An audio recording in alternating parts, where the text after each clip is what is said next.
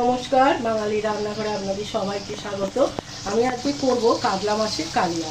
কাতলা মাছের কালি করার জন্য আমি এখানে পেটির মাছ আমি এরকম ভেজে রেখেছি, নুন হলুদ দিয়ে মাখানো ছিল, তেলে ভেজে এরকম রেখেছি। আর এখানে কড়াই দিয়েছি সামান্য একটু তেল, জিরে, টমেটো আর পেঁয়াজ একসাথেই দিয়েছি। আমি জিরেটা ফোড়ন দিয়ে আমি এরকম অবস্থা একসাথে দিয়ে এটা আমি ঢাকনা চাপা দিয়ে কিছুক্ষণ হতে দেবো। 3 মিনিট পর ফিরে এলাম। এবার চাপা খুলে দেখলাম যে দেখুন এইভাবে আপনার টমেটো আর পেঁয়াজটা একদম ভাজা ভাজা হয়ে গেছে। আর আমি একটা এখানে কালিয়া করার জন্য পেস্ট করে রেখেছি। এই চামচের 4 চামচ আদা রসুন আর কাঁচা লঙ্কা পেস্ট, 1 চামচ ধনে গুঁড়ো, 3 চামচ জিরে গুঁড়ো আর সামান্য একটুখানি কাশ্মীরি লঙ্কার গুঁড়ো আর হাফ চামচ মতো হলুদ গুঁড়ো একটা পেস্ট তৈরি করে রেখেছি। এটা এখন আমি এর মধ্যে দিয়ে দেবো। দেওয়ার পর এটা ভালো করে আমি কষাতে থাকবো অল্প একটু লবণ দিয়ে। সামান্য লবণ দিলাম, দেওয়ার পর এটা ভালো করে কষাবো যতক্ষণ না এর তেল ছাড়ছে।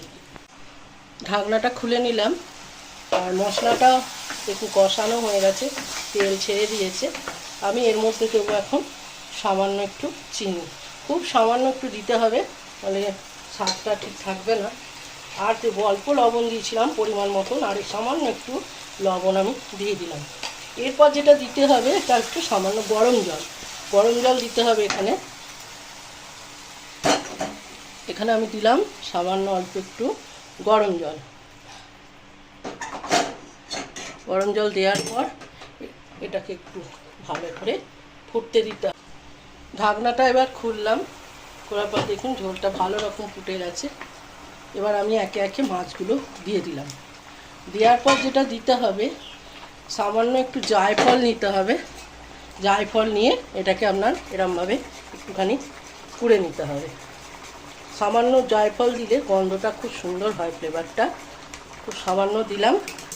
দেওয়ার পর এটা আর একটু ঝোলটা যে যেমন খাবেন কালিয়ার সেরকম রাখবেন।